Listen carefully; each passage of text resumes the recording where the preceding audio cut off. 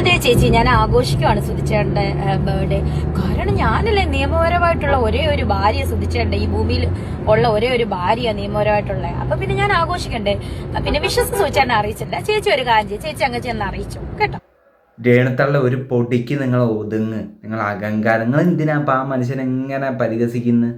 ഇപ്പോൾ സുധിയേട്ടന് ഒരേ ഒരു ഭാര്യ, പിന്നെ നിങ്ങളല്ലേ പറഞ്ഞ, ഞാൻ രേണു സുധീന്ന് നിങ്ങളല്ലേ പറയുന്നത്. അയാൾ വേറെ കല്യാണം കഴിച്ചിട്ടുണ്ടോ എനിക്കറിയില്ല.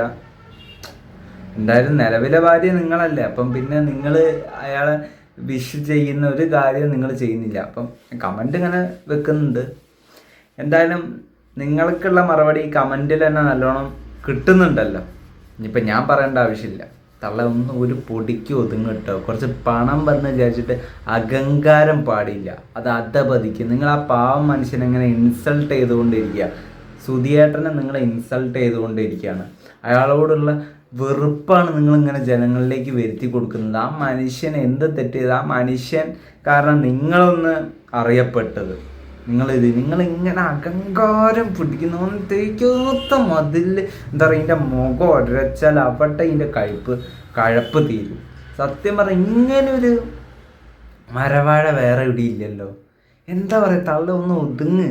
ദേഷ്യം പിടിച്ചിട്ടാണ്. ആ മനുഷ്യൻ്റെ പേര് നശിപ്പിക്കല്ലേ. ഒരു നല്ലൊരു കലാകാരനാണ്. നിങ്ങളൊരു നല്ല കഴിവ് കൂടിയ എനാണ്, വേറെ ഒന്നും പറയല്ലേ. അഹങ്കാരം ആപത്തറിയാണ് തള്ളേ.